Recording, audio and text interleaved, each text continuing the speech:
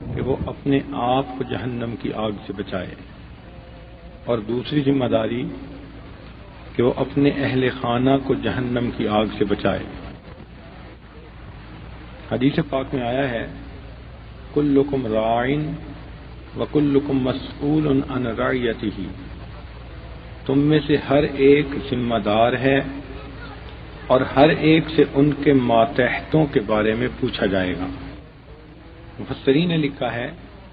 المرأۃ راعیۃ علی اہل بیتہا، عورت بھی اپنے گھر کے لوگوں پر ذمہ دار ہوتی ہے، وہی مسئولۃ عنہا، اور یہ ان کے بارے میں قیامت کے دن سوال کیا جائے گا، پوچھا جائے گا۔ تو معلوم ہوا کہ عورت کے اوپر دو باتیں لازم ہیں، ایک تو اپنے آپ کو جہنم کی آگ سے بچائے، اور دوسرا گھر کے اندر جو اس کے ماتحت ہیں، بچے ہوئے یا اس کے قریبی محرم مرد ہیں یا گھر کی عورتیں ہیں، ان کو بھی جہنم کی آگ سے بچانے کی کوشش کرے۔ عام طور پر عورتوں میں یہ بات ہوتی ہے کہ ہماری ذمہ داری تو بچوں کی تربیت کرنا، پالنا اور گھر داری کا انتظام سنبھالنا، یہ بالکل صحیح بات ہے، لیکن اس کے ساتھ ایک دینی ذمہ داری بھی ہے۔ دینی ذمہ داری یہ ہے کہ ہر عورت خود بھی نیکی کرے اور گھر کی چار دیواری کے اندر رہتے ہوئے اپنے بچوں کو، محرم مردوں کو یا گھر کی عورتوں کو دین کی طرف متوجہ کرے۔ یہ بھی ہر عورت کی ذمہ داری ہے، اس کے بغیر قیامت کے دن بخشش نہیں ہوگی، چونکہ قرآن مجید کی آیت بتا رہی ہے کہ یہ ہمارے اوپر لازم ہے۔ تو دو طرح کی ذمہ داریاں ہیں، اس دوسری ذمہ داری کی طرف عام طور پر بڑی کوتاہی ہوتی ہے۔ بعض عورتیں خود تو نیکی کر بیٹھتی ہیں، خود تو تلاوت کر لیتی ہیں، دین پر عمل کر لیتی ہیں، جہاں بچوں کا معاملہ آتا ہے تو بڑے آرام سے کہہ دیتی ہیں جی ہماری تو کوئی سنتا نہیں۔ حالانکہ اگر وہی بچے بند کرو کیا پنکھا، حالانکہ اگر وہی بچے اسکول جانا چھوڑ دیں، یونیورسٹی جانا چھوڑ دیں، تو یہی ماں ان کو ایسے سیدھا کرے گی کہ وہ ان کے سارے کسبل نکال کے رکھ دے گی۔ تو جب اسکول کالج کے تعلیم میں کمی آنے پر ماں ان کو سیدھا کر کے رکھ دیتی ہے، تو پھر دین کے معاملے میں ماں کیوں نہیں یہ گر استعمال کرتی؟ تو یہ ماں کے اوپر ذمہ داری ہے۔ ایک بات ذرا توجہ سے سنیے، عورت کو اس دنیا میں چار طرح کی محبتیں ملتی ہیں۔ ہر عورت کو دنیا میں چار طرح کی محبتیں نصیب ہوتی ہیں۔ ایک محبت اسے ملتی ہے بیٹی ہونے کی حیثیت سے، ماں باپ کو بیٹی سے پیار ہوتا ہے، بیٹی کو ماں باپ سے پیار ہوتا ہے۔ یہ ایک شرعی، ایک فطری محبت ہے جو اللہ تعالیٰ نے بیٹی اور ماں باپ کے درمیان رکھ دی ہے۔ اس کا شریعت سے ثبوت بھی ملتا ہے، چنانچہ نبی علیہ الصلوۃ والسلام کو بھی اپنی بیٹیوں سے بہت محبت تھی۔ آپ کی بڑی بیٹی سیدہ زینب رضی اللہ تعالیٰ عنہا، ان سے نبی علیہ السلام کو بہت محبت تھی اور ان کو نبی علیہ السلام سے بہت زیادہ محبت تھی، بلکہ دین کی خاطر جتنی تکلیفیں انہوں نے اٹھائیں، نبی علیہ السلام نے فرمایا اتنا کسی دوسرے نے نہیں اٹھائیں۔ ان کے خاوند ابتدا میں مسلمان نہیں ہوئے تھے، مگر وہ ان کی اجازت سے مکہ مکرمہ سے مدینہ چلیں، تو جب کافروں کو پتہ چلا تو انہوں نے کچھ لوگوں کو بھیج دیا جنہوں نے آ کر ان کی سواری پر ایسا وار کیا کہ وہ اپنی سواری کے اوپر سے نیچے زمین پر آ گری، ان کی ریڑھ کی ہڈی میں چوٹ آئی، بلکہ اس وقت وہ حاملہ تھیں تو حمل بھی ضائع ہو گیا۔ اب اتنی شدید تکلیف کی حالت میں انہوں نے مکہ مکرمہ سے مدینہ کا سفر کیا۔ عورتیں اچھی طرح اندازہ لگا سکتی ہیں کہ ایبارشن کے بعد 400 میل کا سفر، اور وہ بھی سواری پر یا پیدل، گرمی میں پانی نہیں، سہولیات زندگی نہیں، تو پتہ نہیں انہوں نے یہ سفر کیسے کیا ہوگا۔ اسی لیے بقیہ پوری زندگی ان کو لو بیک پین محسوس ہوتی تھی. اللہ کے نبی ان کو دیکھ کر فرماتے تھے کہ میری اس بیٹی کو دین کی خاطر بہت تکالیف دی گئی. ان سے نبی علیہ السلام کو بہت محبت تھی.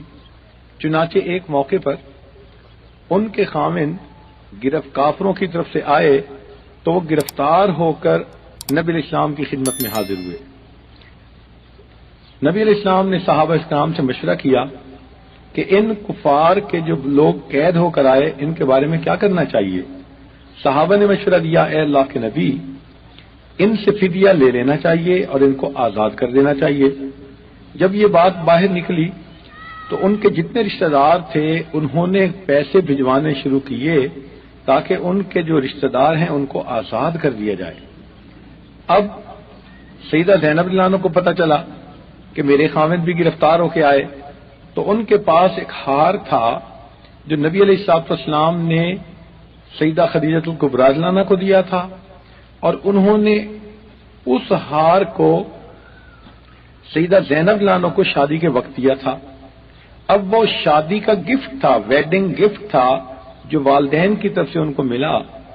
ان کے پاس صرف وہی ہار تھا. انہوں نے سوچا میں اپنے خاوند کو آزاد کروانے کے لیے یہ ہار بھیج دیتی ہوں. چنانچہ جب وہ ہار نبی علیہ الصلوۃ والسلام کے مبارک ہاتھوں میں آیا اللہ کے محبوب نے پہچان لیا. روایات میں آتا ہے کہ محبوب کی آنکھوں میں آنسو آ گئے. صحابہ نے جب روتے دیکھا تو پوچھا اے اللہ کے نبی آپ کیوں رو رہے ہیں؟ نبی علیہ السلام نے فرمایا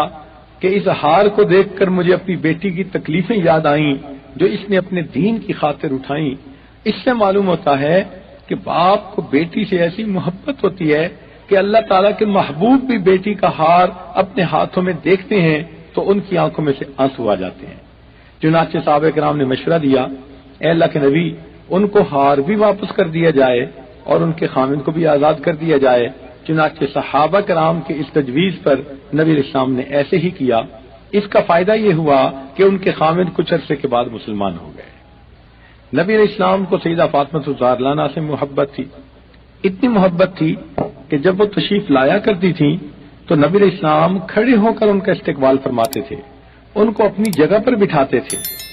چنانچہ ایک مرتبہ وہ تشریف لائیں، نبی علیہ السلام نے استقبال فرمایا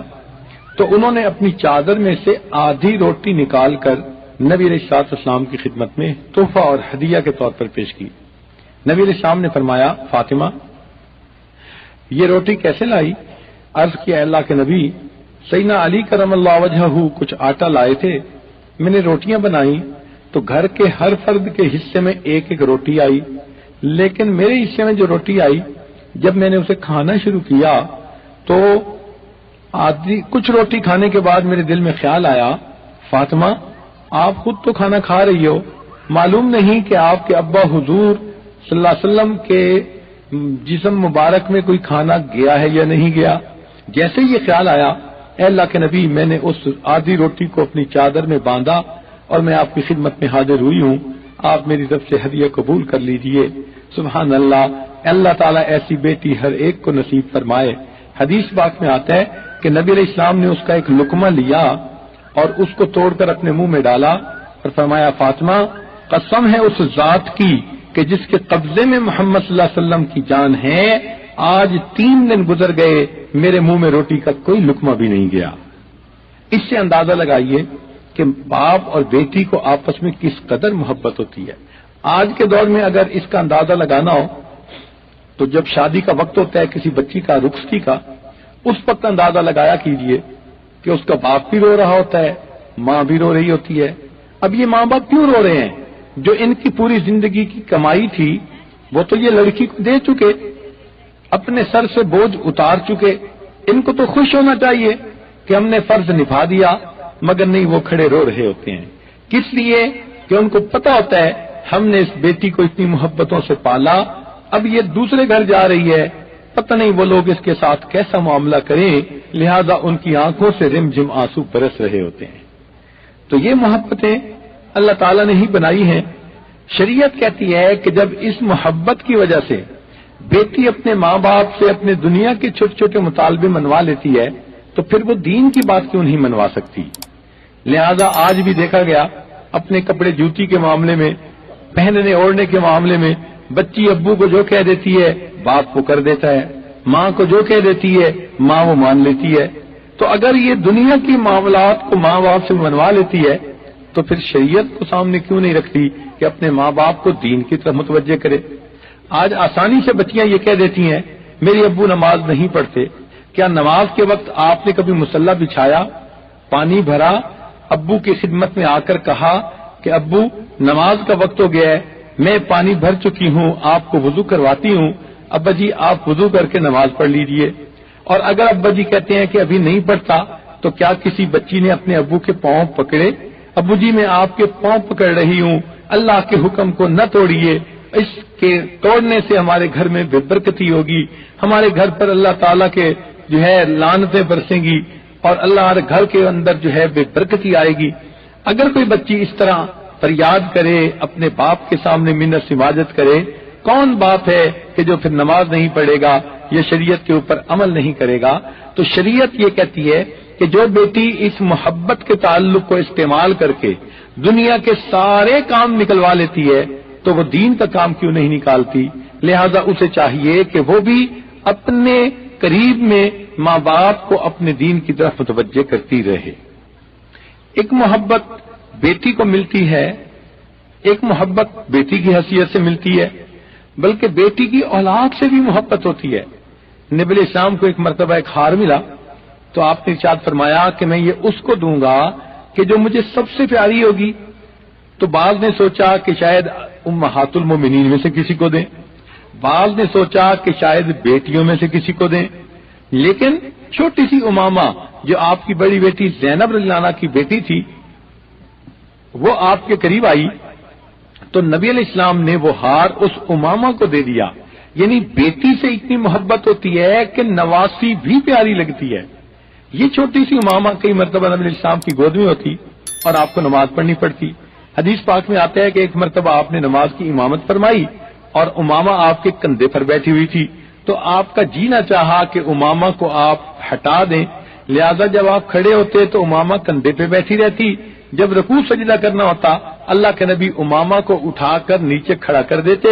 رکوع سجدہ کر کے جب اوپر قیام کے لیے جانے لگتے امامہ پھر کندھے پہ بیٹھ جاتی۔ اللہ کے محبوب نے نماز اس طرح ادا کی۔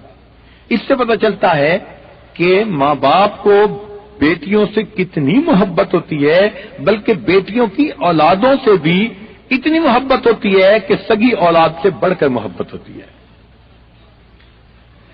ایک محبت عورت کو گھر میں ملتی ہے بہن ہونے کے ناطے۔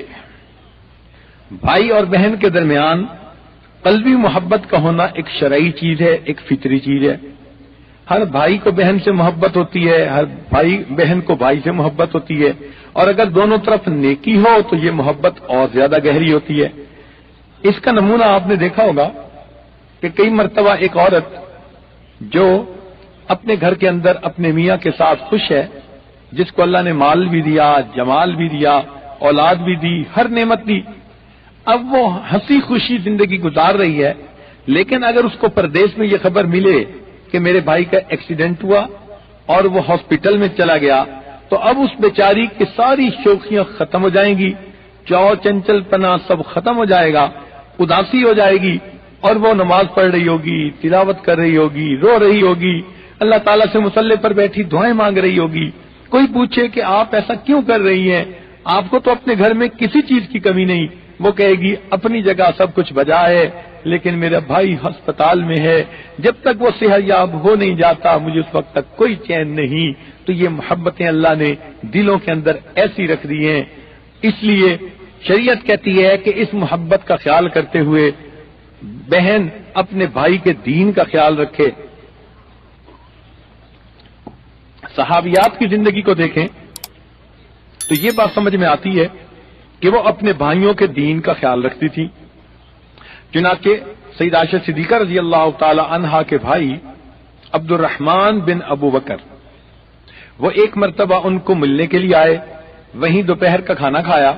ام المومنین سیدہ عائشہ صدیقہ رضی اللہ تعالی عنہا کے گھر میں۔ پھر ظہر کا وقت ہوا تو وہ وضو کرنے لگے، وضو کرتے کرتے ان کی ایڑی کا کچھ حصہ خشک رہ گیا تو عائشہ صدیقہ رضی اللہ تعالیٰ عنہ نے دیکھا، فرمایا کہ اے بھائی، میں نے نبی علیہ الصلوۃ والسلام سے یہ بات سنی ہے کہ جو شخص وضو میں غفلت کرے اور وضو کے اعضاء میں سے کوئی عضو خشک رہ جائے تو وہ جگہ قیامت کے دن جہنم کے آگ میں جلائی جائے گی۔ اتنے اچھے انداز سے انہوں نے بات کی کہ ان کے بھائی نے دوبارہ اپنے پاؤں کو دھویا اور اچھے انداز سے اس کو تر کر لیا۔ تو دیکھیں حدیث سے ثبوت مل رہا ہے کہ بہنیں اپنے بھائی کے دین کا خیال رکھ رہی ہیں۔ نبی علیہ الصلوۃ والسلام کی اہلیہ جن کا نام تھا حفصہ رضی اللہ تعالی عنہا، یہ عمر عنہ کی بیٹی تھی۔ ان کے بارے میں آتا ہے کہ ان کے بھائی عبداللہ ابن عمر کی بیوی فوت ہو گئی۔ کیونکہ عبداللہ ابن عمر عنہ کو تعلیم و تعلم سے بہت زیادہ گہرا لگاؤ تھا، انہوں نے سوچا کہ چلو میری عمر بھی زیادہ ہو گئی، اب میں مزید کوئی نکاح نہیں کرتا، شادی نہیں کرتا، باقی زندگی میں دین کی خدمت میں گزار دوں گا۔ جب اس بات کو ام المومنین حفصہ رضی اللہ عنہ کو پتہ چلا تو ایک موقع پر آپ نے ان سے ملاقات کی اور بھائی کو کہا کہ اے بھائی، میں نے نبی علیہ الصلوۃ والسلام سے یہ بات سنی کہ جب کوئی آدمی نکاح کرتا ہے اللہ کی رضا کے لیے اور اس کی اولاد ہوتی ہے اور اس اولاد کو وہ دین سکھاتا ہے، اچھی تربیت کرتا ہے، تو وہ اولاد اپنی زندگی میں جتنے سانس لیتی ہے اتنی نیکیاں ماں باپ کے نام اعمال میں لکھی جاتی ہیں۔ ایسے اچھے انداز سے انہوں نے بات سمجھائی کہ عبداللہ ابن عمر عنہ نے دل میں عہد کر لیا، اچھا میں نکاح دوبارہ کر لوں گا تاکہ اس صدقہ جاریہ کو حاصل کر سکوں۔ سیدنا عمر عنہ کے بارے میں سب کو معلوم ہے کہ وہ نبی علیہ السلام کو شہید کرنے کے لیے چل پڑے تھے، لیکن پھر کسی کے بتانے پر بہن کے گھر پہنچے، بہنوں ہی کو مارنا شروع کر دیا۔ بہن بچانے کے لیے آئی تو اس کے بھی تھپڑ لگایا، مگر بہن نیچے گری، اس کے منہ سے خون آیا اور اس کی آنکھوں میں سے آنسو آ گئے، بوٹ کر کھڑی ہوئی اور کہنے لگی، عمر جس ماں کا دودھ تو نے پیا ہے اسی ماں کا دودھ میں نے پیا ہے، تو میرے جسم سے جان تو نکال سکتا ہے لیکن میرے دل سے ایمان کو نہیں نکال سکتا۔ یہ ایسی بات تھی کہ جو عمر عنہ کے دل پر بجلی بن کر گری، جو مارنے کو تیار کھڑے تھے وہ اب خود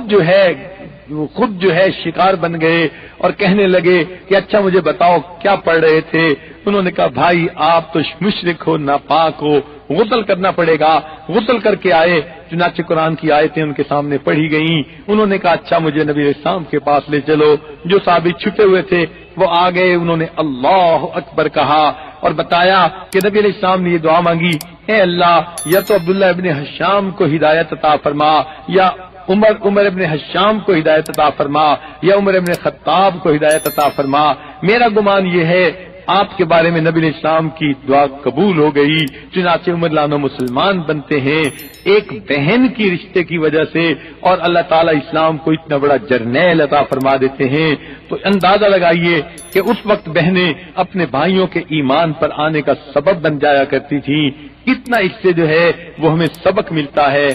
ایک محبت عورت کو ملتی ہے بیوی ہونے کے ناطے، میاں بیوی کے درمیان محبت کا ہونا ایک شرعی چیز ہے، ایک فطری چیز ہے۔ حدیث پاک سے بھی اس کا ثبوت ملتا ہے کہ میاں بیوی کو ایک دوسرے کے ساتھ بہت محبت ہوتی ہے، اور اس محبت کی وجہ سے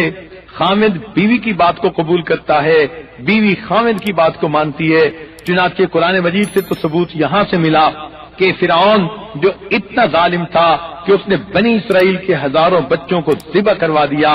ایک مرتبہ اپنی بیوی کے ساتھ دریا کے کنارے کھڑا تھا کہ ایک بڑا بکسا ان کو تیرتا نظر آیا۔ انہوں نے غلاموں کو اشارہ کیا اس بکسے کو ہمارے پاس لاؤ۔ جب لایا گیا، کھولا گیا تو اس میں سیدنا موسیٰ علیہ السلام تھے، لیٹے ہوئے تھے۔ فرعون کی بیوی نے بچے کو دیکھا، اسے بچہ اچھا لگا، وہ کہنے لگی لا تقتلوہ، آپ نے اس بچے کو قتل نہیں کرنا، عسیٰ ان ینفعنا او نتخذہ ولدا، ہو سکتا ہے ہم اسے اپنا بیٹا بنائیں، یہ ہمیں فائدہ دے۔ تو جب بیوی نے یہ کہہ دیا، فرعون جیسا ظالم جو بنی اسرائیل کے ہزاروں بچوں کو ذبح کروا چکا تھا، بنی اسرائیل کے ہزاروں بچوں کے جو ہے وہ قتل کروا چکا تھا، وہ اپنی بیوی کے سامنے انکار نہ کر سکا اور کہنے لگا اچھا میں اس کو قتل نہیں کرواتا۔ تو جب فرعون جیسا ظالم اپنی بیوی کی بات مان لیتا ہے تو پھر ایک مومن اپنی بیوی کی بات کیوں نہیں مانتا؟ یہ تو بات کرنے کی ہوتی ہے۔ بیوی اگر محبتیں دے، الفتیں دے اور اپنے خامد کو پیار دے، خدمت دے تو خامد کا دل جیت لیا کرتی ہے، پھر خامد اس کو محبت و پیار اور بڑھ کے دیتا ہے۔ چنانچہ قرآن مجید، چنانچہ حدیث پاک سے ثابت ہوتا ہے، نبی علیہ السلام کی صاحبزادی سیدہ زینب رضی اللہ تعالیٰ عنہا جب ہجرت کر کے مکہ سے مدینہ چلی گئیں تو ان کے خامد چونکہ ابھی کافر تھے، مکہ مکرمہ میں تھے، تو قریش مکہ نے مل کر آپس میں مشورہ کیا ان کو کہا جائے کہ یہ زینب کو طلاق دے دیں اور کسی اور شادی کر لیں، تو انہوں نے چنانچہ کہا کہ ابو العاص کو کہا کہ بات یہ ہے ہم آپ کو ہر سہولت دیتے ہیں، مال پیسہ دیتے ہیں، مکہ مکرمہ کی خوبصورت سے خوبصورت ترین لڑکی کی طرف اشارہ کر دو، ہم اسے تمہاری بیوی بنا دیتے ہیں، مگر تم محمد صلی اللہ علیہ وسلم کی بیٹی کو طلاق دے کر فارغ کر دو۔ حدیث پاک میں آتا ہے انہوں نے کہا بات یہ ہے میں نے زینب کو جب دیکھا، اس کی محبت کو دیکھا، اب میرے دل میں اس نے ایسا مقام پا لیا ہے کہ اس کے بغیر میری زندگی کا تصور نہیں۔ اگر میں بیوی کی حیثیت سے دیکھنا چاہتا ہوں تو زینبی کو دیکھنا چاہتا ہوں۔ چنانچہ انہوں نے ہرگز طلاق نہیں دی اور بالآخر اللہ نے ان کو اسلام کی توفیق عطا فرما دی۔ اس سے پتہ چلتا ہے کہ جب عورت اپنے خامد کی خدمت کرے، محبتیں دے، ضدیں چھوڑے، آپس میں ایک دوسرے کے ساتھ بحث و مباحثہ چھوڑے، ایک دوسرے کو نیچا دکھانے کی کوششیں چھوڑے، محبت بھری زندگی گزارنی شروع کر دے تو اس محبت کی وجہ سے خامد پھر اپنی بیوی کی بات مان لیا کرتا ہے۔ چنانچہ اس کا ایک اور واقعہ بھی حدیث پاک میں آتا ہے، ام سلیم رضی اللہ تعالیٰ عنہ ایک صحابیہ ہیں، ان کے پہلے خامد فوت ہو گئے، بیوہ ہو گئیں۔ ان کے رشتہ داروں میں ایک بہت امیر نوجوان تھے، اللہ نے ان کو خوبصورتی بھی دی تھی، سیرت کے بھی بہت اچھے تھے اور لوگ ان کو بہت پسند کرتے تھے، مال و دولت بھی بہت تھا۔ چنانچہ انہوں نے ام سلیم رضی اللہ تعالیٰ عنہ کی طرف اپنے لیے پیغام نکاح بھیجا۔ جب انہوں نے پیغام نکاح بھیجا تو ام سلیم رضی اللہ تعالیٰ عنہ نے کہلوایا کہ میرا اور آپ کا نکاح نہیں ہو سکتا، میں مسلمان ہوں، آپ کافر ہیں، تو اس لیے ہمارا ایک دوسرے سے نکاح ممکن ہی نہیں۔ کچھ عرصہ اسی طرح گزر گیا، کچھ عرصے کے بعد پھر ملاقات ہوئی، رشتہ دار تھے، انہوں نے ڈائریکٹ خود بات کی،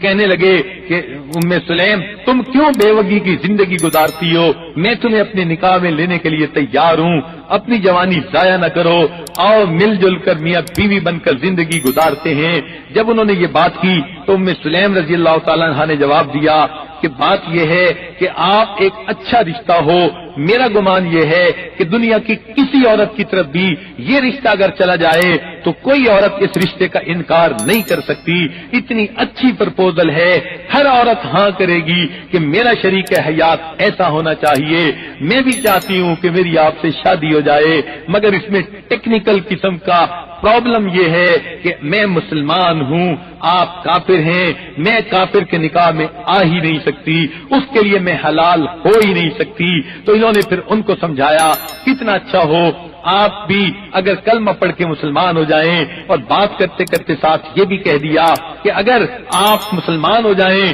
تو میں اپنا حق مہر معاف کر دیتی ہوں، یہی آپ کا اسلام قبول کرنا میرے لیے حق مہر بن جائے گا۔ اتنے اچھے انداز سے انہوں نے بات کی، ان کے خامد کے خانے میں بات بیٹھ گئی، وہ سمجھ گئے، چنانچہ انہوں نے کلمہ پڑھا، وہ مسلمان ہو گئے اور ام سلیم لانا سے ان کا نکاح ہو گیا۔ چنانچہ صحابہ آپس میں گفتگو کرتے تھے، فرماتے تھے عورتوں کے دنیا میں عجیب و غریب حق مہر ہوا کرتے ہیں، لیکن سب سے بہتر حق مہر ام سلیم کا ہے کہ جس نے اپنے مہر میں اپنے خامد سے دین مانگا، کلمہ مانگا، ایمان مانگا۔ اس سے پتہ چلتا ہے کہ اس دور میں بیویاں اپنے خامدوں کو دین کی طرف لانے کے لیے کتنی فکر مند ہوا کرتی تھیں، اور بھی مثالیں ملتی ہیں۔ چنانچہ حضرت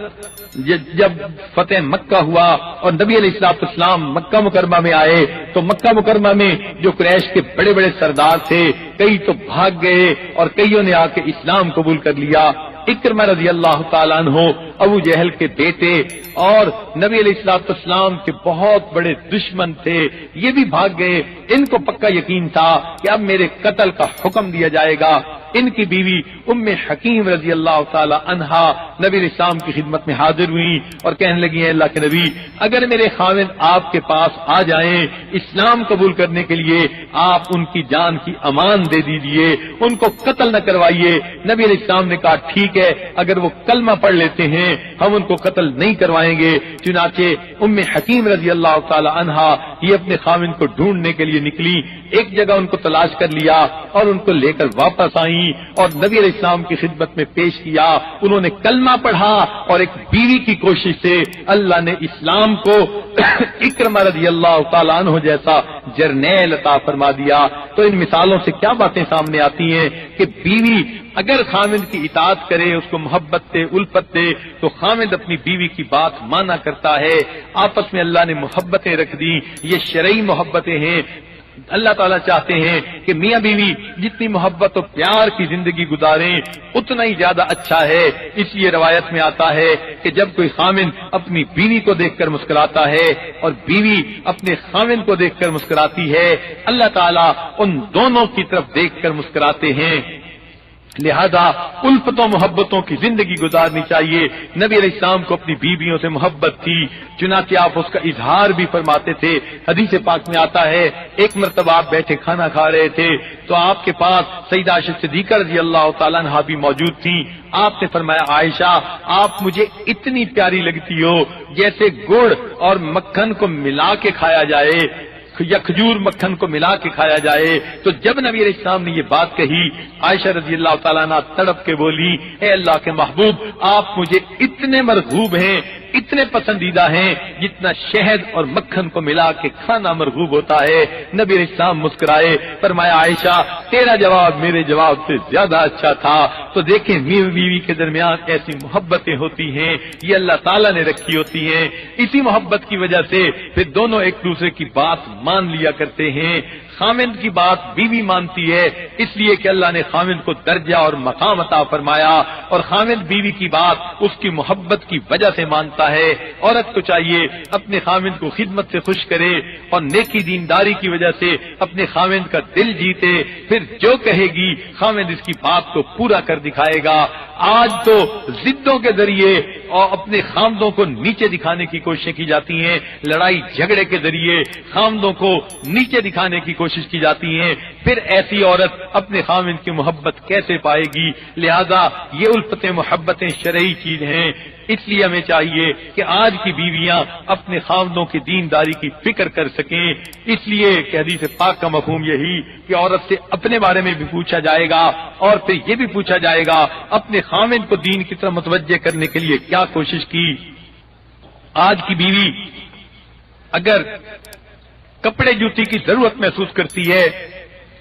کپڑے جوتی کی ضرورت محسوس کرتی ہے تو وہ اپنے خاوند سے بات منوا لیتی ہے بائی ہک کر بائی کروک وہ چاہتی ہے کہ میری بات پوری کر دی جائے اور ڈھنگ نکال لیتی ہے طریقے نکال لیتی ہے اپنی بات کو پورا کروا کے دکھاتی ہے تو اگر یہ بیوی اپنے خاوند سے دنیا کے معاملات کو سنوارنے والے کام کروا سکتی ہے تو کیا یہ اپنے خاوند سے دین کی بات کیوں نہیں کر سکتی دین کی طرف متوجہ کیوں نہیں کر سکتی نیک بیویاں اپنے خاوندوں کو دین کی طرف متوجہ کر لیتی ہیں اس لیے حدیث پاک میں آتا ہے سب سے افضل عورت وہ ہے کہ جو رات خود بھی تہجد میں اٹھے اور اپنے خاوند کو بھی تہجد میں اٹھائے تو وہ اللہ کے نزدیک بڑی پسندیدہ بیوی ہوتی ہے کاش کہ ہمارے اندر بھی یہی جذبے ہوتے یہی محبتیں ہوتی اور ہم دین میں ایک دوسرے کا معاون بن رہے ہوتے تو بیوی ہونے کے ناطے جو محبتیں ملتی ہیں شریعت کہتی ہے ان محبتوں کو استعمال کر کے بیوی اپنے خاوند کے دین کا فکر کرے دین کے کاموں میں اپنے خاوند کے ساتھ وہ تعاون کرے نہ مال کی وجہ سے ڈھونڈو نہ جمال کی وجہ سے ڈھونڈو نہ خاندان کی وجہ سے ڈھونڈو بلکہ تم اس کی دینداری کی وجہ سے اپنی بیوی کو تلاش کرو اس لیے کہ دیندار بیوی خاوند کے ساتھ جب تعاون کرتی ہے اولاد پھر اچھا بن جاتی ہے جب ماں تعاون نہیں کرتی تو پھر اولاد نیک نہیں بنا کرتی یاد رکھ لیجئے خاوند کتنا نیک کیوں نہ ہو اگر بیوی دین کے ساتھ تعاون کرنے والی نہیں اولاد کبھی بھی نیک نہیں بن سکتی باپ کتنا سمجھائے گا بیٹا بیٹوں کو بیٹیوں کو جب باہر نکلے گا پیچھے بیوی کہہ دے گی تمہارے باپ کا تو دماغ خراب ہے، تو ماں باپ کی سب محنت ضائع جائے گی۔ اس لیے ضروری ہے کہ بیوی خاوند کے ساتھ دین کے معاملے میں تعاون کرنے والی ہو۔ اس کی دلیل قرآن مجید سے ملتی ہے کہ حضرت نوح علیہ السلام نے پیغام دیا، ان کی بیوی نے ان سے اختلاف کیا، اگرچہ وہ پاک دامنی کی زندگی گزارنے والی تھی، مگر اس کو ایک رائے کا اختلاف تھا۔ اس نے یہ بات نہ مانی کہ طوفان آئے گا اور کشتی میں چڑھنا لازمی ہے، بلکہ وہ اپنے بیٹے کے ساتھ کہنے لگی کہ ہم تو پہاڑ کے اوپر چڑھ جائیں گے۔ نبی علیہ السلام حضرت نوح علیہ السلام نے اپنے بیٹے سے کہا یا بنی ارکب معنا، اے بیٹے ہمارے ساتھ کشتی پہ سوار ہو جاؤ۔ وہ کہنے لگا نہیں میں پہاڑ پہ چڑھ جاؤں گا، کیا ضرورت ہے ابھی۔ ان کو یقین نہیں تھا، نہ ماں کو نہ بیٹے کو، لیکن ان کی یہ بات کرنی تھی۔ وحال بینہم الموج فکان من المغرقین، ایک لہر اٹھی اور بیٹا باپ کی آنکھوں کے سامنے غرق ہو گیا۔ جب بیٹا غرق ہوا تو اللہ کے نبی علیہ السلام کو بڑی تکلیف ہوئی، قدری شفقت تھی، اس لیے انہوں نے اللہ تعالیٰ سے دعائیں مانگی۔ تو اس سے مفسرین نے نتیجہ نکالا کہ جب حضرت نوح علیہ السلام اللہ کے پیغمبر ہیں، مگر بیوی کے اختلاف رائے کی وجہ سے بیٹا ان کی کشتی میں نہیں بیٹھا، بلکہ کافروں کے طریقے پر عمل کر کے کہنے لگا میں تو اس پہاڑ کی چوٹی پہ چلا جاؤں گا۔ تو اس سے ثابت ہوا خامن کتنا نیک کیوں نہ ہو، اگر بیوی تعاون نہیں کرے گی تو اولاد کبھی بھی دیندار نہیں بن سکتی۔ بیویوں کو چاہیے وہ تعاون کرے، ماں کی حیثیت کو پہچانے، اولاد کی اچھی تربیت کرنے کی کوشش کریں۔ اس امت کے اندر دیکھیں تو ایسی مائیں گزری جنہوں نے اپنی اولاد کو نیک تربیت دی، اچھی تربیت دی، اور ان کی اولادیں پھر امت کے اندر دین کا کام کرنے والی بن گئیں۔ چنانچہ اس طرح کے جو ہے ماں کے کہنے پر اولاد کا جو ہے دین پر آ جانا، اس کی بہت ساری مثالیں دلیلیں حدیث پاک سے ملتی ہیں۔ ایک دلیل تو اس کی یہ بھی ہے کہ ام سلیم رضی اللہ تعالیٰ عنہ کے پہلے خاوند ان کا نام مالک تھا، اور وہ ایک مرتبہ تجارت کے لیے دوسرے ملک گئے ہوئے تھے۔ اب جب پیچھے ام سلیم رضی اللہ تعالیٰ عنہ نبی علیہ السلام کی خدمت میں حاضر ہوئی تو انہوں نے نبی علیہ السلام کا واز سنا، دل موم ہو گیا، انہوں نے کلمہ پڑھا، مسلمان ہو گئیں۔ جب ان کے خامد واپس آئے تو انہوں نے اپنے خامد کو بتایا کہ میں تو کلمہ پڑھ کے مسلمان ہو چکی ہوں، آپ بھی مسلمان ہو جائیے۔ انہوں نے جواب میں کہا میں نے تو ابھی سوچا نہیں۔ چنانچہ ابھی میاں بیوی بات کر رہے تھے، ان کے چھوٹے بیٹے جن کا نام انس تھا، وہ ننھا منا بچہ وہ ماں باپ کے قریب آیا، اس کو دیکھ کر باپ نے کہا بیٹے تمہاری ماں مسلمان ہو گئی، نہ میں نے ہونا ہے نہ تو نے ہونا ہے۔ جب باپ نے یہ بات کہی تو ماں نے کہا بیٹے میں کلمہ پڑھ کے مسلمان ہو گئی ہوں، تم بھی کلمہ پڑھ کر مسلمان ہو جا۔ اب ننھے انس نے ایک نظر باپ پر ڈالی، ایک نظر ماں پر ڈالی۔ حدیث پاک میں آتا ہے اس نے اونچی آواز سے کلمہ پڑھا اور وہ بھی اسلام کے اندر داخل ہو گیا۔ تو دیکھیے ماں باپ کی نسبت بھی ماں کی بات اولاد زیادہ مانتی ہے۔ شریعت کہتی ہے اب ماں کی یہ ذمہ داری ہے کہ وہ بچوں کے دین کا خیال کرے۔ ماں یہ تو سوچتی ہے میرے مرنے کے بعد بچوں کا کیا ہوگا، یہ کیوں نہیں سوچتی بچوں کے مرنے کے بعد بچوں کا کیا بنے گا، یہ جہنم میں جائیں گے یا جنت میں جائیں گے۔ لہذا ماں کو چاہیے بچوں کے دین کا خیال رکھے۔ ایک بچہ بھوکا رہے ماں سے برداشت نہیں ہوتا، ایک بچہ دھوپ میں کھڑا رہے ماں سے برداشت نہیں ہوتا، تو یہ بچہ اگر نیک نہ بنا تو جہنم میں ڈالا جائے گا، ماں کیسے برداشت کرے گی؟ جہنم کی آگ میں بھونا جائے گا، کیسے برداشت کرے گی؟ اس کو جہنم کے اندر بھوکا رکھا جائے گا، ماں کیسے برداشت کرے گی؟ آج وقت ہے اپنی اولاد کو دین کی طرف متوجہ کرنے کا۔ لہذا عورتوں کو چاہیے وہ بیٹی ہیں تو ماں باپ کو دین کی طرف متوجہ کریں، بہن ہیں تو بھائی بہنوں کو دین کی طرف متوجہ کریں، بیوی ہیں تو خاوند کو دین کی طرف متوجہ کریں، ماں ہیں اپنی اولاد کو دین کی طرف متوجہ کریں۔ اگر ہم اسلام کی تاریخ پر نظر ڈالیں تو پہلے وقتوں میں مائیں اپنے بچوں کی دینی تربیت کیا کرتی تھیں۔ آپ نے کتابوں میں پڑھا ہوگا شیخ عبدالقادر جیلانی رحمۃ اللہ علیہ جب تشریف لے گئے پڑھنے کے لیے ماں نے نصیحت کی میرے بیٹے تم ہمیشہ سچ بولنا۔ چنانچہ بیٹے نے سچ بولا، جس پر کہ ڈاکوؤں کا واقعہ تھا ان کو اسلام کی توفیق ہوئی۔ تو اللہ تعالیٰ نے شیخ عبدالقادر جیلانی رحمۃ اللہ علیہ کو وقت کا سب سے بڑا شیخ پیرانے پیر بنا دیا، یہ ان کی ماں کی دعائیں تھیں جو ان کے ساتھ ہوا کرتی تھیں۔ اسی طرح بایزید بستامی رحمۃ اللہ علیہ کے بارے میں آتا ہے بچپن میں یتیم ہو گئے، ان کی پرورش ان کی والدہ نے کی، اچھی تربیت کی اور یہ وقت کے اتنے بڑے شیخ بنے۔ ان کے بارے میں جنید بغدادی رحمۃ اللہ علیہ فرمایا کرتے تھے کہ بایزید بستامی کو اولیاء کے اندر وہ مقام حاصل ہے جو جبریل علیہ السلام کو فرشتوں کے اندر مقام حاصل ہے، اتنے بڑے بزرگ بنے۔ اسی طرح شیخ خواجہ قطب الدین بختیار کاکی رحمۃ اللہ علیہ، ان کی تربیت ان کی والدہ نے کی۔ اس کے مشہور واقعہ ہے قطب الدین بختیار کاکی رحمۃ اللہ علیہ کا۔ اسی طرح حضرت خواجہ معین چشتی اجمیری رحمۃ اللہ علیہ، ان کی تربیت ان کی والدہ نے کی، حتیٰ کہ بچپن میں کبھی ان کو بے وضو دودھ بھی نہیں پلایا تھا۔ اس برکت کا یہ نتیجہ نکلا 7 لاکھ ہندو ان کے ہاتھ پر مسلمان ہوئے، 70 لاکھ مسلمان توبہ طائب ہو گئے۔ اللہ نے یہ اعزاز عطا فرمایا۔ تو مائیں اس وقت میں اولاد کو دین کی طرف متوجہ کرتی تھیں اور بچے پھر بڑے ہو کر کتنے اچھے بنا کرتے تھے۔ تو یہ ایک فطری سی چیز ہے۔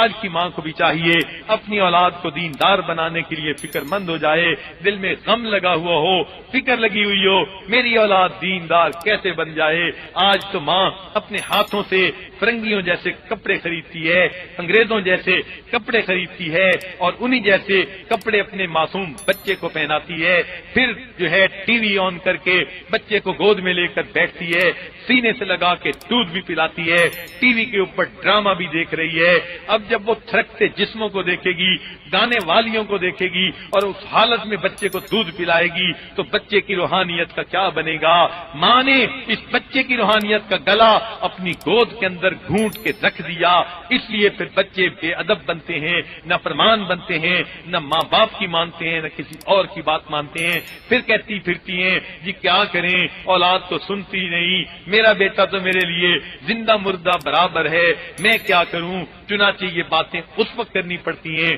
جب ہاتھوں سے اولاد نکل جاتی ہے۔ آج عورتوں کو چاہیے اپنی اولاد کے دین کی طرف آنے کے لیے فکر مند رہیں، اس کے لیے کوشش کرتی رہیں، پھر دیکھیں اللہ تعالیٰ کی کیسے رحمتیں آئیں گی، اللہ تعالیٰ کی طرف سے کیسی برکتیں آئیں گی۔ تو مائیں اپنے بچوں کو دین کی طرف متوجہ کریں۔ چنانچہ اس کے بہت سارے واقعات ہیں، 2 واقعات سنا کر پھر بات کو مکمل کرنے کی کوشش کرتے ہیں۔ ایک صحابیہ تھی، ان کا نام تھا سیدہ خنسا رضی اللہ تعالی عنہا۔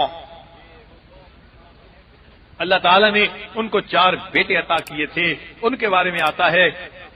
کہ جب وہ بچوں کے ساتھ بیٹھ کر کھانا کھانے لگتی کہتی میرے بیٹو نہ میں نے تمہارے ماموں کو رسوا کیا نہ میں نے تمہارے باپ کے ساتھ خیانت کی۔ بچے چھوٹے تھے، پوچھتے امی آپ کیا کہنا چاہتی ہیں؟ ماں کہتی بیٹے جب میں کنواری تھی مجھ سے کوئی ایسی غلطی نہیں ہوئی کہ تمہارے ماموں کی بدنامی ہوتی، اور جب میری شادی ہو گئی میں نے تمہارے باپ کے ساتھ کوئی خیانت نہیں کی، کہ میں نے کسی اور کو اپنے دل میں جگہ نہیں دی، اس لیے میں پاک دامنی کی زندگی گزارنے والی ہوں، ایسی ماں ہوں۔ بیٹے کہتے امی آپ کیا چاہتی ہیں؟ ماں کہتی بیٹے میرے دل کی ایک تمنا ہے پوری کر دینا۔ امی کون سی تمنا؟ ماں بتاتی بیٹو جب تم بڑے ہو کے جوان ہو جانا، اللہ کے راستے میں نکلنا، اتنا جہاد کرنا کہ تم اللہ کے راستے میں شہید ہو جانا۔ بچے پوچھتے امی پھر کیا ہوگا؟ ماں کہتی بیٹو جب میں قیامت کے دن اللہ رب العزت کے حضور کھڑی ہوں گی، اعلان کیا جائے گا شہیدوں کی مائیں کہاں ہیں، تو مجھے بھی اپنے پروردگار کے سامنے جاتے ہوئے سرخروئی نصیب ہوگی، خوشیاں نصیب ہوں گی۔ ایسی مائیں تھیں جو اپنے بچوں کو نیکی کی تربیت دیا کرتی تھیں۔ چنانچہ ایک بزرگ گزرے ہیں امام غزالی رحمت اللہ علیہ، یہ 2 بھائی تھے، بڑے کا نام تھا احمد غزالی، چھوٹے کا نام تھا محمد غزالی۔ بڑے صوفی مزاج تھے، عبادت گزار اور نیکوکار آدمی تھے، لیکن وہ مسجد میں نماز پڑھنے کی بجائے گھر میں خود ہی نماز پڑھ لیا کرتے تھے۔ چھوٹے بیٹے امام محمد غزالی رحمت اللہ علیہ یہ بڑے عالم تھے، وقت کے قاضی تھے، خطیب تھے، یہ مسجد کے امام بھی تھے۔ ان کو لوگ کئی دفعہ کہتے آپ کے بھائی آپ کے پیچھے نماز نہیں پڑھتے، تو ایک دفعہ انہوں نے اپنی والدہ کو کہا امی جان لوگ مجھے اعتراض دیتے ہیں تیرا اپنا بھائی تیرے پیچھے نماز نہیں پڑھتا، اور کسی کو تم کیا کہو گے؟ جب انہوں نے یہ بات کی تو والدہ نے اس وقت اپنے بڑے بیٹے کو بلایا کہ بیٹے تم اپنے بھائی کے پیچھے نماز پڑھ لیا کرو۔ انہوں نے کہا بہت اچھا۔ اگلی نماز کا وقت آیا، چھوٹے بھائی نے امامت کروائی، بڑا بھائی پیچھے کھڑا ہو گیا۔ پہلی رکعت تو ٹھیک ادا کی گئی، جب دوسری رکعت شروع ہوئی تو درمیان میں اس پیچھے والے بڑے بھائی نے نماز کی نیت توڑ دی اور صفوں سے نکل کر، مسجد سے نکل کر گھر چلا گیا اور اپنی انفرادی نماز اس نے پڑھ لی۔ اب جب لوگوں نے سلام پھیرا تو بہت ہی زیادہ انہوں نے ہنگامہ کیا۔ امام غزالی رحمت اللہ علیہ بڑے پریشان ہوئے، والدہ سے آ کر کہا امی بھائی کی وجہ سے آج مجھے بڑی بدنامی اٹھانی پڑی۔ تو ماں نے بیٹے کو پھر بلایا، بیٹے جب میں نے تجھے حکم دیا تھا بھائی کے پیچھے نماز پڑھ لینا تم نے کیوں نہیں پڑھی؟ اس نے کہا کہ امی آپ نے حکم دیا تھا نماز پڑھ لینا، چنانچہ میں اس پہ جو ہے بھائی کے پیچھے نماز کے وقت مسجد میں حاضر ہوا۔ پہلی رکعت اس نے نماز پڑھائی، میں نے نماز پڑھ لی۔ جب دوسری رکعت ہوئی تو یہ نماز میں تھا ہی نہیں، تو میں اس کے پیچھے کیسے کھڑا ہوتا؟ میں سلام پھیر کے گھر آ گیا۔ ماں نے چھوٹے بیٹے سے پوچھا بیٹے یہ کیا معاملہ ہے؟ چھوٹے بیٹے کا سر شرم سے نیچے جھک گیا۔ امام غزالی رحمت اللہ علیہ کہنے لگے امی اصل بات یہ ہے آج عورتوں کے درس کا دن ہے، نماز کے بعد مجھے درس دینا تھا، نماز سے پہلے میں ان کے مسائل کا مطالعہ کر رہا تھا کہ عورتیں سوال پوچھیں گی مجھے جواب دینے پڑیں گے، تو میں ان کا مطالعہ کر رہا تھا۔ جب میں نے نماز شروع کی تو پہلی رکعت میں تو میرے دل کی توجہ اللہ رب العزت کی طرف تھی، لیکن جب دوسری رکعت میں کھڑا ہوا تو وہی عورتوں کے مسائل میرے دماغ میں آنے لگ گئے۔ تھوڑی دیر کے لیے میں اس خیال میں لگا، نتیجہ یہ نکلا کہ جو ہے کہ میرا بھائی پیچھے سے نماز توڑ کر جو ہے وہ چلا گیا۔ جب اس نے یہ بات کی تو ماں نے ٹھنڈی سانس لی، کہنے لگی بیٹوں نے پوچھا امی کیا ہوا؟ ماں کہنے لگی بیٹو تم میرے دو بیٹے تھے اور میرے کام کا دونوں میں سے کوئی بھی نہ نکلا۔ دونوں حیران رہ گئے، امی ہم آپ کے کام کے کیسے نہ نکلے؟ ماں نے کہا ایک آگے مصلی پر کھڑا ہوا، اب جو ہے نماز کے دوران عورتوں کے حیض و نفاس کے مسائل کے جوابات سوچ رہا ہے، اور پچھلی صف میں کھڑا ہوا اپنے آگے کھڑے بھائی کے دل کے حالات کو کشف کی نظر سے دیکھ رہا ہے۔ نہ اگلے کی توجہ اللہ کی طرف تھی، نہ پچھلے کی توجہ اللہ کی طرف تھی، لہذا تم دونوں میں سے میرے کام کا کوئی بھی بیٹا نہ بنا۔ اس سے اندازہ